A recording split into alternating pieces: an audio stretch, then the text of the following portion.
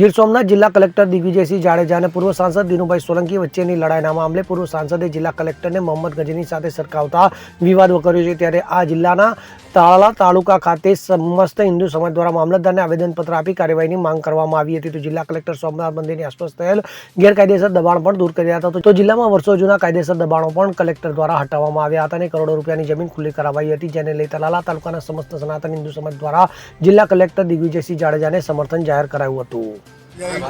ગત થોડા દિવસો પહેલા આપણા પૂર્વ સાંસદ દ્વારા જે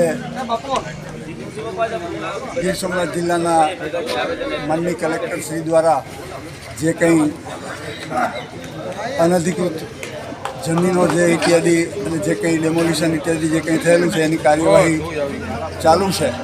તેની અંદર વ્યક્તિગત રીતે કોઈ કંઈ વાંધો નથી જે કંઈ બોલતા હોય એની સામે, પણ વર્તમાન સ્થિતિમાં જે કલેક્ટરને જે મોહમ્મદ ગજની એવું બિરુદ આપી અને સંબોધન કર્યું છે તેના વિરોધની અંદર આજે અમે તાલાલા સનાતન ધર્મ સંરક્ષક સમિતિ અને અન્ય બધા જ સનાતન ધર્મના જે કંઈ મંડળો છે, રામ ધર્મ સેવા સમિતિ ઇત્યાદિ, એ બધા મળી અને એ જે એને બિરુદ આપ્યું છે માનનીય પૂર્વ સાંસદશ્રીએ, તો એના વિરુદ્ધ અમે યોગ્ય કાર્યવાહી થાય એના માટે અહીંયા મામલતદાર શ્રી તાલાલાને આવેદનપત્ર આપી અને મુખ્યમંત્રી શ્રી ગુજરાત અને ગૃહપ્રધાન શ્રી ગુજરાતને મળે આવેદન અને એના દ્વારા યોગ્ય કાર્યવાહી થાય એટલા માટે બધા સનાતન ધર્મ સમિતિ તાલાલા અને તાલાલા તાલુકા દ્વારા આ આવેદનપત્ર આપી અને આ નિંદનીય જે શબ્દો વાપર્યા છે એનું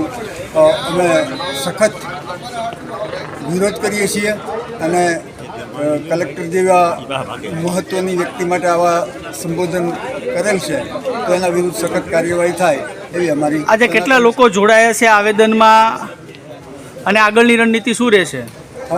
ઘણા બધા તાલાલાના સનાતન ધર્મ સંરક્ષક સમિતિના તમામ સદસ્યો હાજર છે, તમામ સમાજના લોકો, અને યોગ્ય કઠોરમાં કઠોર કાર્યવાહી થાય એવી અમારી માંગ છે। Bureau report CN24 news.